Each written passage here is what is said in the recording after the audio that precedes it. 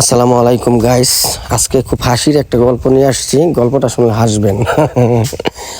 আপনার হচ্ছে কি 5 মার্চ আমার বার্থডে। তো আমার বার্থডে আমি নিজেই জানি না। আমি 5 তারিখে রাত 10টায় ফেসবুকে ঢুকে দেখি কিছু ছোটো ভাইরা উইশ করছে। তো যাই হোক, তাদের রিপ্লাই আমি দিছি, দিয়ে বের হয়ে গেছি। কারণ রোজার মাস, আমি খুবই ব্যস্ত, প্রচণ্ড ব্যস্ত, মানে শোরুম নিয়ে এত পরিমাণে ব্যস্ত, আসলে কারে কি বলবো ওই সময়টাই থাকে না। তার মধ্যে বার্থডে বা কে আমাকে উইশ করলো, মানে এগুলো দেখার সময়ও নাই। তো রাত 10টা 11টার সময় দেখি আমাদের ডিদু ছোট ভাই সবাই চলে আসছে আমার শোরুমে, তাদের ট্রিট দিতে হবে। তো আচ্ছা যাই হোক, তারা একটা কেক কিনে নিয়ে চলে আসছে, ভাইয়ের বার্থডে পালন করবে। তো যাই হোক, সেই দিন ব্যস্ততার কারণে আর আমরা বার্থডের অনুষ্ঠানটা করতে পারি নাই, ওইটা কেকটা ফ্রিজে রেখে দিছে।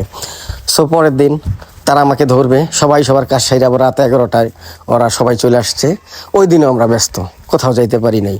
তো আজকে রাতে আবার ওরা হচ্ছে কি, আর মাঝখানে হচ্ছে কি একটা কথা আছে যে বাইরে বাইরে চলে আসছি বাইপাসে, এখানে কফি খাইতেছি, একসাথে খুব আড্ডা দিচ্ছি, সবাই সবার কাজ সাইরা চলে আসছে।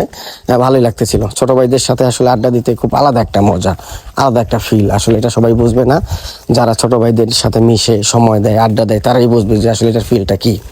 তো যাই হোক, এখন ওরা হচ্ছে আজকে বার্থডে পালন করবে। তো রাত 11টায় আমরা বের হয়েছি, আমাকে ধরে নিয়ে আসছে, ওদের ট্রিট দিতে হবে। রয়্যাল কিংয়ে আসছি, এসে দেখি রয়্যাল কিং বন্ধ, মানে বন্ধ।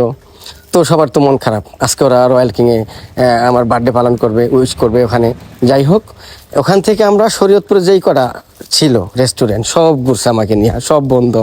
তো যাই হোক, এজন্য সবার মন খারাপ নিয়ে বাইপাসে চলে আসছে যে আজকে কফি খেয়ে চলে যাই, ইনশাল্লাহ আমরা আবার কালকে আপনার বার্থডে পালন করব আমরা রয়্যাল কিংয়ে আইসা। আচ্ছা ঠিক আছে, এখন আবার তারা হচ্ছে কি, তারা তাহলে খিচুড়ি খাইতে যাবে টেকেরাট।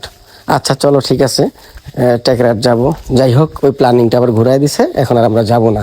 তো সবাই আবার গাড়ি ঘুরাইয়া আর কি এই আমার শোরুমের উদ্দেশ্যে আবার রওনা দিচ্ছি। শোরুমে বলতে শোরুম তো ক্লোজ করে ফেলছি আর কি, শরীয়তপুরে আসবো, আইসা এখানে আবার একটু আড্ডা দেবো, আড্ডা দিয়ে যার যার বাসায় চলে যাব।